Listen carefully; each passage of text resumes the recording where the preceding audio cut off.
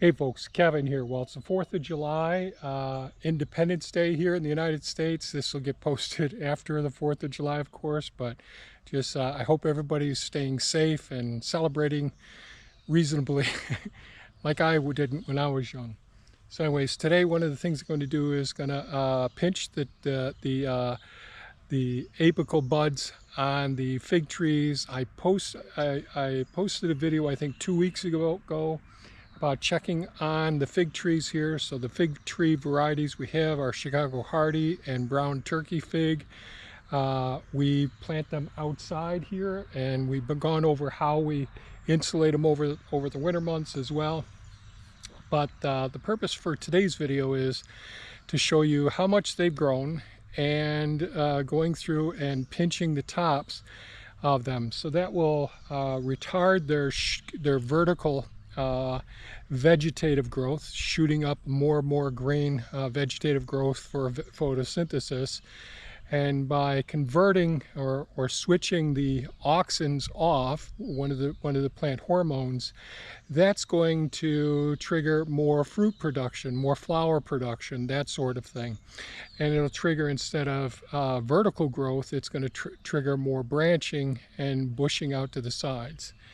So we'll take a look at these and you can look back a couple weeks ago when we pruned them and see how much they've grown anyways. And I can see now I should have thinned them. So that's one of our horseradish there, one of our companion plants. So I'm just going to go through and just pinch, especially everything that's pretty tall here.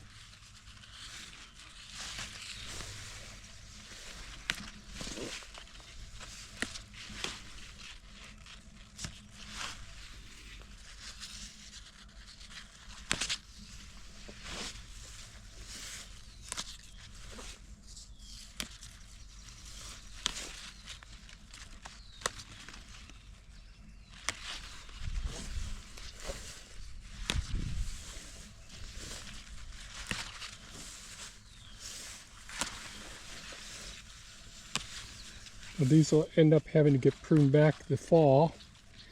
The fig trees in the greenhouse, they're producing fruit now. Thea went through yesterday and pinched the tops on a bunch of those. So it takes probably about 90 days after you pinch them for the fruit to develop and get to maturity. So it's wise to do this process before the first frost in the fall time. So I'll stop here for a second and come back to this location in a couple of minutes here. We'll just walk down the line so you can see them. Here's some of the Pennsylvania smartweed. You can see the Japanese beetles have been going on those.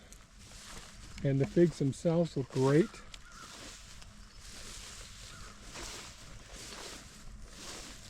Oh, these ones really did shoot up. So these ones were the ones that were just about right down to the ground because of the voles and the mice that were in here during the winter months. And they have done great. So these are pretty hardy. The Chicago Hardy and Brown Turkey figs, they're pretty cold tolerant varieties. I'd say that they're pretty disease resistant as well. And with them, if you're going to grow them in zone 5A, you have to take some steps during the winter months and either wrap them in burlap or bring them into your garage or your basement or under your crawl space in your house, just so you can keep the parts above the ground from getting below, let's say, 15 degrees Fahrenheit. So that's just really important. With us, we're just going to take some leaves and pack them around. We'll prune them back so that they all fit within the hoops that we've got here. We'll prune them back pretty heavily, and take some leaves from the town when they drop off leaves in the fall months, And then we'll cover them with a white plastic. The white plastic is important during the winter months because that's going to reflect the heat as opposed to black plastic, which would absorb the heat. So we don't want these things breaking dormancy during the winter months. And the mower's broke right now, so I haven't done any mowing. So that's it for today's video. Just pinching the tips on the fig trees because we're in a cold temperate climate here in zone 5A. And this will get us more fruit for this season. So, and we really love fig trees, or love the figs and the fig trees. Thanks so much for watching. Stay safe and take care. Bye-bye now.